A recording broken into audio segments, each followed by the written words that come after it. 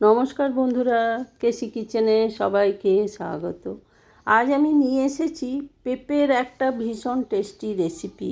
এই রকম পেঁপের রেসিপি কিন্তু রুটি, পরোটা কিংবা ভাত সব জিনিসের সাথেই খেতে ভীষণভাবে ভালো লাগে। আর পেঁপে সহজে বাচ্চারা খেতে চায় না, কিন্তু এইভাবে যদি বানিয়ে দাও তো বাচ্চা বড় প্রত্যেকে কিন্তু খেয়ে নেবে। আর পেঁপে তো পেটের জন্য কতটা উপকারী আমরা সকলেই জানি।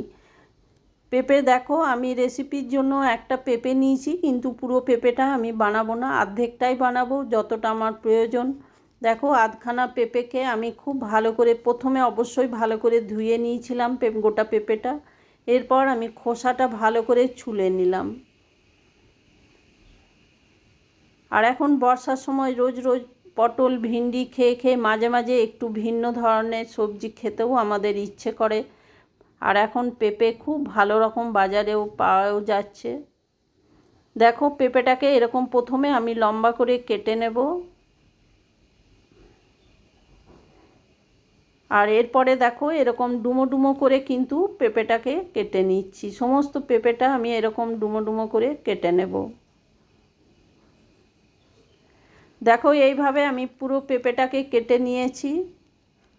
আর নিয়েছি তার সাথে দেখো হাফ কাপ, ছোটো কাপের হাফ কাপের মতো ছোলার ডাল আমি 2-3 ঘন্টা আগে ভিজিয়ে রেখে দিয়েছিলাম। দেখো, একদম ভিজে গেছে ছোলার ডালটা।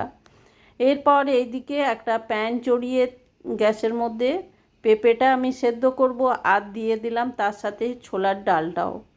দুটোকে আমি বেশ কিছুক্ষণ ভালো করে মোটামুটি 70% এগুলোকে সেদ্ধ করে নেব। দেখো, এটা ফুটে গেছে, ফুটে একদম সেদ্ধ হয়ে গেছে। মোটামুটি 70% এটাকে সেদ্ধ করে নেব। পুরোটা সেদ্ধ করলে কিন্তু তরকারিটা একদম ঘাঁটা ঘাঁটা হয়ে যায়, আর একদম মানে খেতে পুরো পেঁপেটা গলা গলা হয়ে যাবে আর কি। দেখো, এরপরে আমি এটাকে নামিয়ে নিলাম। নামিয়ে নেবার পর পেঁপে আর ছোলার ডাল দুটোকে আলাদা করে নিলাম। একসাথে সেদ্ধ করে নিলে কি হয়, একসাথেই সেদ্ধ হয়ে যায়। তোমরা যদি চাও তো আলাদা করেও করে নিতে পারো, তবে সময়টা কম লাগে দুটো একসাথে সেদ্ধ করে নিলে। এরপর এদিকে একটা কড়াই চড়িয়ে তার মধ্যে আমি ছোটো চামচের 2 চামচ সর্ষের তেল দিলাম। আর দিয়ে দিলাম 2টো শুকনো লঙ্কা, হাফ চামচ গোটা জিরে, আর একটা তেজপাতাকে 2 টুকরো করে দিয়ে দিলাম। ফোড়নটা একটু নাড়াচাড়া করে নিলাম বেশ ভালো করে। তারপরে একটা টমেটো আমি কেটে রেখেছি সেটাও দিয়ে দিলাম, আর কয়েকটা কাঁচা লঙ্কা কাটা দিয়ে দিলাম। এইবার এতে দিলাম আমি আদা আর কাঁচা লঙ্কা পেস্ট। কাঁচা লঙ্কা পেস্ট কমই আছে, সেই জন্য একটু গোটা কাঁচা লঙ্কা আমি কেটে কেটে দিলাম। তাহলে পেঁপের তরকারিতে একটু বেশ ঝাল ঝাল হলে কিন্তু খেতে খুব ভালো লাগে। আদাটা দিয়ে দেবার পরে একটু নাড়াচাড়া করে নিলাম। এবারে পরিমাণ মতো আমি নুন দিলাম। আমি পেঁপেটা সেদ্ধ করার সময় কোনো রকম নুন দিইনি, সেই আন্দাজ করে নুন দিলাম। আর দিয়ে দিলাম 1 চামচের মতো হলুদ। নুন হলুদ দিয়ে দেবার পর আদাটা খুব ভালো করে কিন্তু কষিয়ে নেব।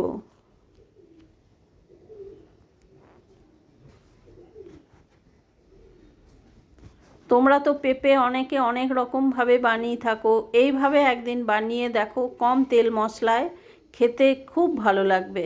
এরপরে দেখো, আমি ছোটো চামচের 1 চামচ জিরে গুঁড়ো দিয়ে দিলাম। জিরে গুঁড়োটা দিয়ে দেবার পর 1 মিনিটের মতো আরও কষিয়ে নিলাম। এবার ওইদিকে যে পেঁপেগুলো সেদ্ধ করে রেখেছি সেই পেঁপেগুলো দিয়ে দিলাম, আর ছোলাটাও দিয়ে দিলাম। ছোলার ডালটা সেদ্ধ করে রেখেছি একসাথে, সেটাও দিয়ে দিলাম। দিয়ে দেবার পরে দেখো, এগুলোকে বেশ ভালো করে কিন্তু কষিয়ে নিতে হবে। একটু হাতে সময় নিয়ে বা লো টু মিডিয়াম আঁচ করে কিন্তু কষিয়ে যেতে হবে। যেহেতু আমি কম তেল মশলা দিয়ে বানাই বেশিরভাগ তরকারি, তোমরা তো দেখোই, খুব বেশি রকম আমি তেল মশলা ব্যবহার করি না। আর পেঁপে, লাউ এগুলো নিয়ে একটু কম তেল মশলা দিয়ে রান্না করলে খেতে খুব ভালো লাগে। খুব বেশি রকম তেল মশলা দিলে তরকারির কিন্তু সমস্ত যে গুণ সেটা তো নষ্ট হয়ই, আর তার সাথে তেল মশলাটাও শরীরে ভীষণভাবে যায়। এরপরে দেখো, কষে নেবার পর আমি গরম জল দিয়ে দিলাম, নিয়ে ঢাকা দিয়ে ওইদিকে ফুটতে দিলাম। এইদিকে একটা ভাজা মশলা করে নেব। 1 চামচ রাঁধুনি, 1 চামচ কালো জিরে, আর 2টো শুকনো লঙ্কা। এগুলোকে আমি একটা ফ্রাই প্যানের মধ্যে বেশ ভালো করে কিন্তু রোস্ট করে নেব। এই মশলা দিয়ে পেঁপের তরকারি একদিন বানিয়ে দেখো, খেতে খুব ভালো লাগবে। দেখো আমি এটাকে ভালো করে রোস্ট করে নিলাম, দেখেই বুঝতে পারছো। এবার ঠান্ডা করে এটাকে আমি গুঁড়ো করে নেব। আমার অতটা মশলা দরকার হবে না, আমি এই মশলা অনেকটা করে নিয়েছি, যতটা করেছি তার থেকে আমি 1 চামচের মতো দেবো। কেন কি 1 চামচ কালো জিরে, 1 চামচ রাঁধুনি গুঁড়ো করে 1 চামচ তার থেকে আমি দেবো। বেশি রকম দিয়ে দিলে কিন্তু কালো জিরে আছে, একটু তেতো তেতো তরকারিটা হয়ে যাবার ভয় থাকে। এরপরে দেখো এই দিকে ঢাকা খুলে আমি দেখাচ্ছি, পেঁপে একদম সেদ্ধ হয়ে গেছে। আর খুন্তি দিয়ে একটুখানি বেশ ঘাটা ঘাটা করে দিলাম। তোমরা যদি চাও তো এর মধ্যে আলুও দিতে পারো, আমি কিন্তু কোনো রকম আলু দিইনি।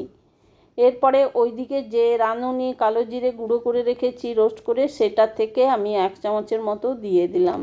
1 চামচের মতো দিয়ে দেওয়ার পরে দেখো এটাকে একটুখানি খুন্তিতে করে পেঁপেগুলো একটুখানি না ঘেঁটে দেবো। তারপরে এটা 1 থেকে 1.5 মিনিটের মতো ফুটিয়ে নেবো। খুব বেশিক্ষণ কিন্তু ফোটানো যাবে না, তাহলে কিন্তু এটার যে একটা মিষ্টি গন্ধ সেটা নষ্ট হয়ে যাবে। 1 থেকে 1.5 মিনিটের মতো ফুটিয়ে নেবার পর দেখো আমি 1 মিনিট পরে ঢাকা খুলে দেখাচ্ছি। দেখো এখনও একটু জল আছে, এটাকে আমি একটু ফুটিয়ে নেব। আর তোমরা যদি আলু এর মধ্যে দিতে চাও, আলু দিলেও কিন্তু খেতে খুব ভালো লাগে, তবে আমি পেঁপে তরকারিতে বেশিরভাগ সময়তে আলুটা দিই না। দেখো আমার তরকারিটা হয়ে গেছে, যেহেতু ছোলার ডাল আছে একটুখানি আমি ঝোল ঝোল রেখেছি, ছোলার ডালে কিন্তু টেনে নেবে। ঢাকা দিয়ে গ্যাসটা বন্ধ করে ঢাকা দিয়ে বেশ কিছুক্ষণ রেখে দিলাম। তারপরে দেখো ঢাকা খুলে দেখাচ্ছি কত সুন্দর তরকারিটা হয়েছে। এটা রুটি, পরোটা বা ভাত সব জিনিসের সাথেই খেতে ভীষণভাবে ভালো লাগে। তোমরা সকলে ভালো থেকো, সুস্থ থেকো। ফিরে আসছি পরের রেসিপি।